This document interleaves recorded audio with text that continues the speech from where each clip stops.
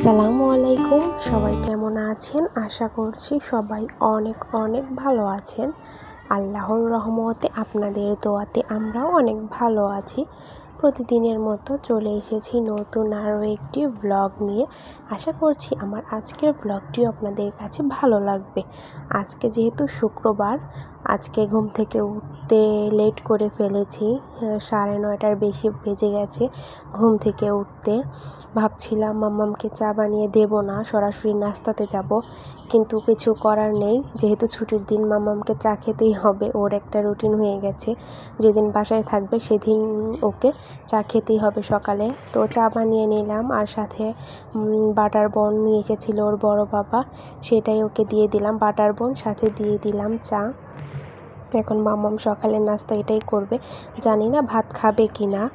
এটা দিয়ে হয়তো বা ওর সকালের নাস্তা হয়ে যাবে। ও সকালবেলা সেরকম কিছু একটা খেতে চায় না। তো ওকে নাস্তা করিয়ে এখানে আমি চলে এসেছি আমার নাস্তা বানানোর জন্য। এখানে আমি ভাত ভাজি করব, এই জন্য পেঁয়াজ কাঁচামরিচ কেটে নিয়েছিলাম। আর ভাত কালকে রাত্রের তাই ছিল, সেটাই ভেজে নিচ্ছিলাম। পেঁয়াজ কাঁচামরিচ ভাজা শেষ করে এখানে একটা ডিম দিয়ে দিলাম। ডিম দিয়ে ভাত ভাজি করলে আমার কাছে খুবই ভালো লাগে। মাম্মামও পছন্দ করে, তাছাড়া সবসময় ও খায় না। এখন এটা মনে হচ্ছে আমাকেই খেতে হবে। ও কি করবে সেটা জানি না। এমনি সময় মাম্মাম যখন স্কুলে যায়, মাম্মাম কিন্তু সকালে কিছুই খাবে না। সকালে ঘুম থেকে উঠে ফ্রেশ হয়ে স্কুলের দিকে রওনা হবে, সকালে কিচ্ছু খেতে চায় না।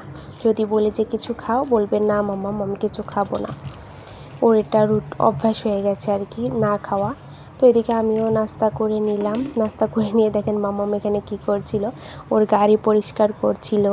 ও কালকে যেহেতু কাদার মধ্যে চালিয়েছিল, ময়লা ভরেছে, দেখেন কি অবস্থা গাড়ির, সেটাই ও পরিষ্কার করছিল। ফার্স্টেও ভেজা ন্যাকড়া দিয়ে মুছতে নিয়েছিল, তখন আমি বললাম না, শুকনো ন্যাকড়া দিয়ে পরিষ্কার করো। তো ওইদিকে পরিষ্কার করছিল, আমি এখানে মাছ ধুয়ে নিচ্ছিলাম। আজকে রান্না করব রুই মাছের মাথা মাম্মামের জন্য, আর এখানে শাক রান্না করব। আর এখানে আছে হলো রুই মাছের ডিম। আপনাদের ভাইয়া যখন এসেছিল তখন এনে দিয়ে গিয়েছিল, তখন খাওয়া হয়নি ছিল, তো এই জন্য। আর এদিকে আমি মাছের পোটলা করে রেখে দিলাম, যখন যেটা লাগবে সেটা বের করে খেয়ে নেব। আর যেহেতু আমরা মামে দুজনে খাবো, ছোট ছোট করে পোটলা করে রেখেছি। আর মাম্মাম কিন্তু মাছের মাথা খেতে খুবই পছন্দ করে। একসময় আমরা খেতাম না মাছের মাথা, মাম্মাম যখন ছোট ছিল আর কি, সেরকম খাওয়া হতো না। আর এখন মাম্মাম এত পরিমাণ পছন্দ করে, মাছের মাথা হলে ওর খাওয়া হয়ে যাবে। তো এখানে আমি রান্না বান্নার জন্য সব কিছু রেডি করে নিয়েছি। এখানে মাছের মাথা আর পিচাটা আমি ধুয়ে পরিষ্কার করে নিয়েছি, শাক ধুয়ে নিয়েছি, পেঁয়াজ কাটা ছিল, আলু কেটে নিয়েছি, ওখানে ডাউল আমি ভিজিয়ে রেখেছি, মাছের ডিমটাও আমি হাতের সাহায্যে চটকে রেখেছি। এখন আমি ভাবলাম আগে মাছের মাথাটা আমি মশলার সাহায্যে মেখে রাখি, না হলে ভিতরে মশলাটা যাবে না। যেহেতু কোনো তরকারি ছাড়া শুধু এই মাছের মাথার পেঁচাটা রান্না করব, এই জন্য আমি মেখে রেখে দিলাম এক সাইডে। আর এদিকে হলো আমি এখন পেঁয়াজ কাঁচামরিচ ভেজে নিচ্ছিলাম, কাঁচামরিচ দিইনি সরি, শুধু পেঁয়াজ ভেজে নিচ্ছিলাম। এটাতে এখন আমি শাক দিয়ে ডাল দিয়ে রান্না করব।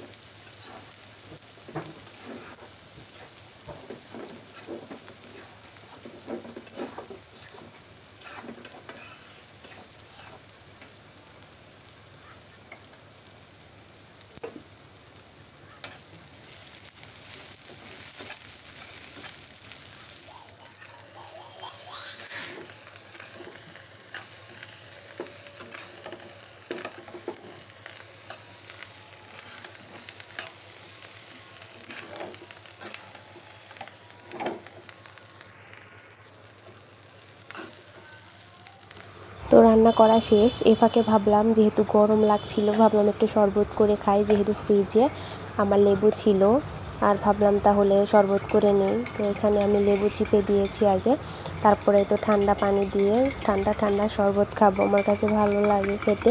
মাম্মামও এখন পছন্দ করছে আর কি এটা খাওয়া। মাম্মাম দিনের মধ্যে 2-3বারও হয়ে যায়, ও একা একাই এই শরবতটা বানিয়ে খায়। আর সাথে আমি একটু বিট লবণ দিয়েছি, আর মাম্মাম প্লেটটাতে দেইনি, মাম্মাম বিট লবণ খেতে পছন্দ করে না। তো এই ফাঁকে আবারও দেখি কাঁঠালের রুহা আমার শাশুড়ি মা ভেঙে দিয়েছে।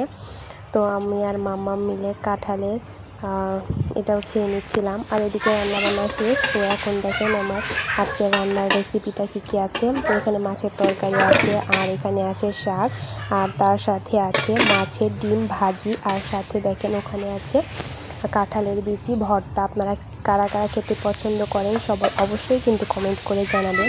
আর এদিকে আছে ভাত, গরম গরম ধোয়া ওঠা ভাত, এখন আমরা খেয়ে নেব। আজকের ব্লগটি এ পর্যন্ত। আল্লাহ হাফেজ।